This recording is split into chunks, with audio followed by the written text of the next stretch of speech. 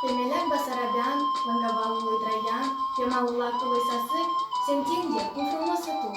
E satul meu de naștere, frumoasă, noastră baștină, ce demn își poartă să o velea. Aici, la margini de Bugeac.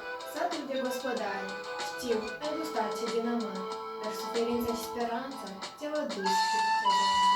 De la începuturi până azi ai cunoscut destui nămasi, care vin și apoi se duc, făcând din soarta te vălut. Prin multe ți-a fost dat să treci, dar ai știut să nu te pleci, căci la bine și la rău, pavăză ție Dumnezeu. Sub protecția lui caldă, câmpul și grădina se scaldă, case cu ferestre în soare și obrăzul din floare. Pronia s-a îngrijit și din plin ți-a cărăzit, lanuri și câmpii mănase și belșug în orice casă. Iar acum în plină toamnă, având splendoarea acestei doamne, satul meu de lângă mare poartă strai de sărbătoare. Și așteaptă oaspeți dragi, ia poftim, poftim, intrați, în casa mare ce stăneam, ce provine din Traian.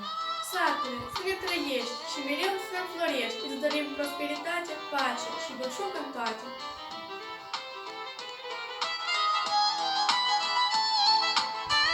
Ceta satului meu spune că odată au venit pe locurile noastre un cioban să pască oile, pe care îl chema Boris, cu soția lui Sofa.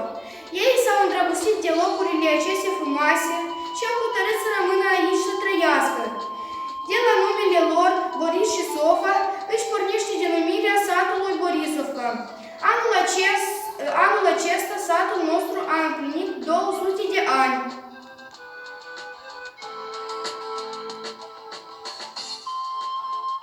Este satul meu, Borisovca.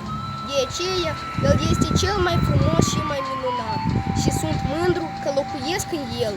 Fiecare om are baștina sa, acel colț de rai purtat în suflet, indiferent de locul aflării. Dar eu cred că va veni vremea când despre satul meu va ști toată lumea, deoarece dragostea față de patrie și limba strămoșească trăiește în noi continuu.